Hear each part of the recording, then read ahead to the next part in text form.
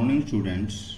आज हम संघीय कार्यपालिका की नेक्स्ट वीडियो में संविधान की धारा 352 राष्ट्रपति को कौन सी शक्ति प्रदान करती है। राष्ट्रपति राष्ट्रीय आपात स्थिति, कोई भी इमरजेंसी लागू होती है, कब लागू कर सकता है राष्ट्रपति। अब तक कितनी बार ऐसी आपात स्थिति लागू की जा चुकी है। जब देश में कोई सुरक्षा को युद्ध या बाह्य आक्रमण अथवा शस्त्र विद्रोह से संकट उत्पन्न हो जाए तो धारा 352 के अधीन राष्ट्रीय आपात स्थिति की उद्घोषणा राष्ट्रपति द्वारा की जाती है। ऐसी आपात स्थिति में अब तक 3 बार 1962, 1965 और 1971 में लागू की जा चुकी है, यानी कि चीन और पाकिस्तान के साथ युद्ध होने के बाद में। भारत के राष्ट्रपति के निर्वाचन मंडल के सदस्य कौन है। लोकसभा तथा राज्यसभा के निर्वाचित सदस्य, राज्यों की विधानसभाओं एवं केंद्र शासित प्रदेशों की विधानसभाओं के निर्वाचित सदस्य, यानी कि लोकसभा और राज्यसभा के एमपी और राज्य विधानसभाओं के एमएलए सभी इसमें शामिल होते हैं। राष्ट्रपति का चुनाव लड़ने के लिए 2 आवश्यक शर्त होती है। उम्मीदवार का नाम निर्वाचन मंडल से कम 50 सदस्यों द्वारा प्रस्तावित तथा 50 सदस्यों द्वारा अनुमोदित किया जाना चाहिए। उम्मीदवार को 15,000 रुपये जमानत राशि जमा करवानी पड़ती है।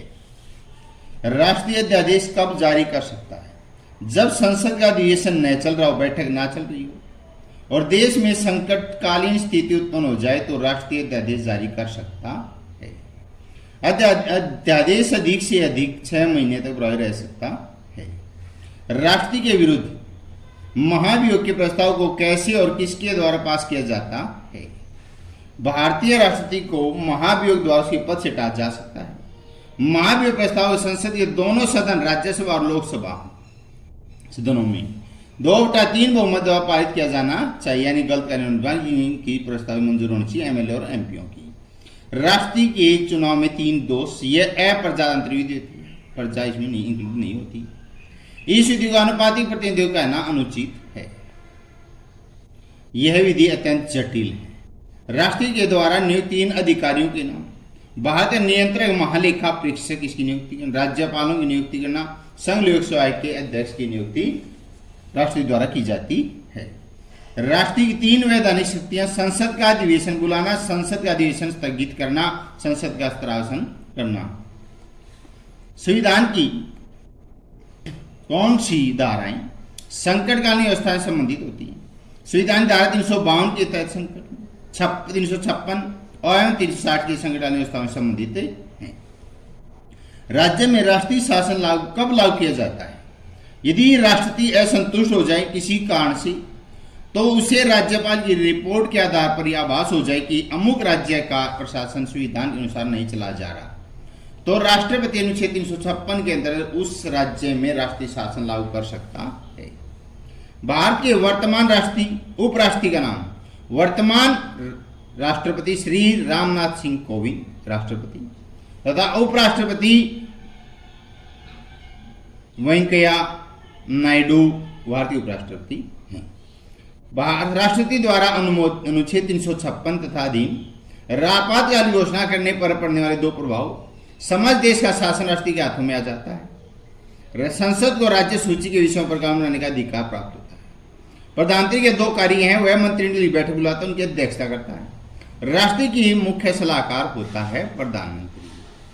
मंत्रियों के विभागों में बंटवारा था फेरबदल कौन करता है। प्रधानमंत्री।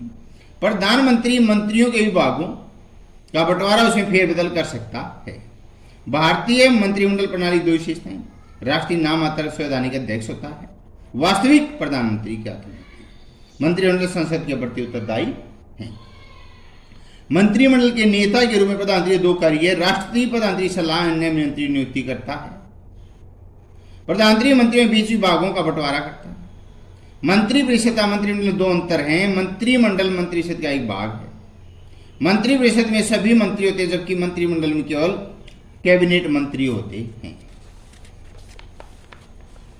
मंत्रिपरिषद में कितने प्रकार के मंत्री हैं। 3 प्रकार के मंत्री होते हैं, कैबिनेट मंत्री, राज्य मंत्री और उप मंत्री। मंत्रिपरिषद के सदस्यों की नियुक्ति कैसे की जाती है। मंत्रिपरिषद के सदस्यों की नियुक्ति राष्ट्रपति द्वारा प्रधानमंत्री की सिफारिश पर की जाती है। प्रधानमंत्री की नियुक्ति कौन करता है, कैसे करता है? प्रधानमंत्री की नियुक्ति राष्ट्रपति द्वारा की जाती है। साधारणतः राष्ट्रपति द्वारा उसी व्यक्ति को प्रधानमंत्री नियुक्त किया जाता है जो लोकसभा में बहुसंख्यक दल अथवा दलीय गठबंधन का नेता होता है, उसको ही प्रधानमंत्री पद के लिए नियुक्त किया जाता है। मंत्रिपरिषद के सदस्य कितने समय तक अपने पद पर रह सकते हैं? मंत्रिपरिषद के सदस्य उस समय तक अपने पद पर रहते हैं जब तक उन्हें प्रधानमंत्री का विश्वास प्राप्त रहता है। प्रधानमंत्री जब चाहे त्यागपत्र देने के लिए कह सकता है। यदि कोई मंत्री ऐसा नहीं करता, प्रधानमंत्री राष्ट्रपति से कहकर उसे पद से हटवा सकता है। यदि कोई व्यक्ति लोकसभा या राज्यसभा का सदस्य नहीं है तो क्या वह मंत्री या प्रधानमंत्री बन सकता है? हाँ, बन सकता है। यदि कोई व्यक्ति लोकसभा या राज्यसभा का सदस्य नहीं है तो वह मंत्री या प्रधानमंत्री बन सकता है, परंतु 6 महीने के अंदर अंदर उसे लोकसभा या राज्यसभा सदस्य बनना पड़ेगा। अतः 6 महीने तक बिना लोकसभा या राज्यसभा का सदस्य बने हुए मंत्री या प्रधानमंत्री बना रह सकता है। आगे प्रश्न है, भारत के राष्ट्रपति की वास्तविक स्थिति का विश्लेषण कीजिए। भारतीय राष्ट्रपति की भूमिका क्या है? भारतीय संविधान गणराज्य व्यवस्था स्थापित करता है जिसमें राष्ट्रपति को व्यापक रूप से शक्तियां प्रदान की गई है। उसे संविधान के रक्षक की भूमिका दी गई है और राज्य का अध्यक्ष है। समस्त कार्यपालिका शक्तियां उसके अधीन है। संसद से अभिप्राय राष्ट्रपति सहित संसद, लेकिन भारतीय संविधान गणतंत्र राज्य के साथ साथ संघात्मक व्यवस्था भी स्थापित करता है जिसमें राज्याध्यक्ष का तो नाम मात्र अध्यक्ष होता है जबकि वास्तविक शक्तियां प्रधानमंत्री सहित मंत्रिमंडल में पाई जाती हैं। भारतीय राष्ट्रपति की वास्तविक स्थिति क्या है? वह प्रारंभ से विवाद का विषय रहा है। संविधान सभा में इसके अध्यक्ष डॉक्टर राजेंद्र प्रसाद ने आशा व्यक्त की थी कि भारतीय राष्ट्रपति संसदों में पत्ती वाले देशों की भांति राज्याध्यक्ष की भूमिका निभाएगा। संविधान की धारा 74 में कहा गया राष्ट्रपति को सहायता और सलाह देने के लिए एक मंत्रिपरिषद होगा जिसका प्रधान प्रधानमंत्री होगा, लेकिन इसमें स्पष्ट रूप से नहीं कहा गया कि राष्ट्रपति मंत्रिमंडल की सलाह को मानने के लिए बाध्य होगा।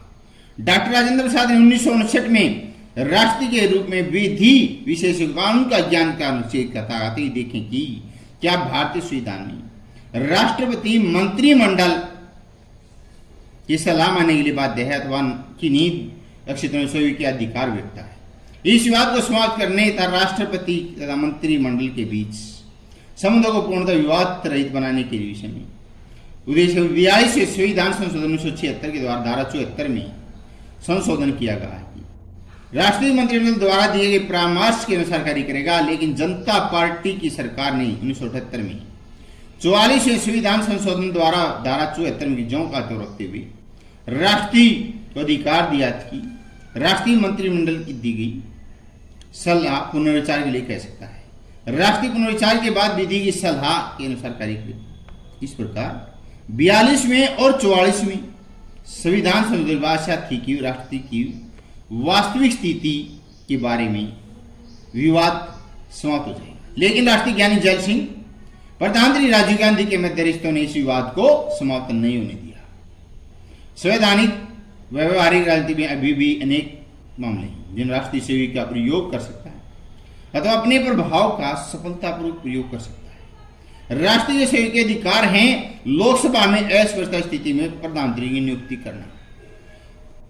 जब लोकसभा में किसी भी दल को स्पष्ट बहुमत नहीं मिलता तो राष्ट्रपति अपने सविवेक अपने प्रयोग कर सकता अपने आप। जैसे 1979 में जब किसी भी दल को स्पष्ट बहुमत प्राप्त नहीं मिला तो पहले सबसे बड़े दल के नेता रूप में राष्ट्रपति वेंकटरमण ने राजीव गांधी को सरकार बनाने के लिए कहा था।